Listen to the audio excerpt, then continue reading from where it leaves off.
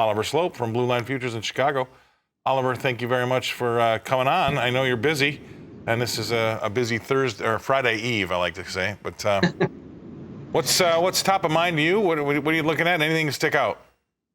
Well, there's not a whole lot of silver linings as far as overall price goes in today's session. We're seeing corn, soybeans, and wheat drift a little bit lower, but I think we're coming into some pretty significant support levels, specifically for the soybean market. And we've been talking about this for the last several months.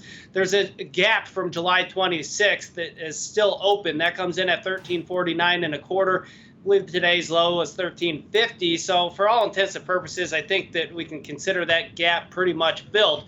Now, on top of that, we've also got a seasonally bullish time of year. Now, we've been under some harvest pressure, but seasonally, this is the time of year where you start to carve out a little bit of a harvest low. That's seasonal from October 4th to October 27th. It's played out bullishly for 13 of the last 15 years. Keep in mind that planting was a little bit delayed this year, so maybe that pushes the seasonal back a little bit. But down here against technical support and as bullish seasonal, I think there might be a good opportunity here to look long beans just around the corner.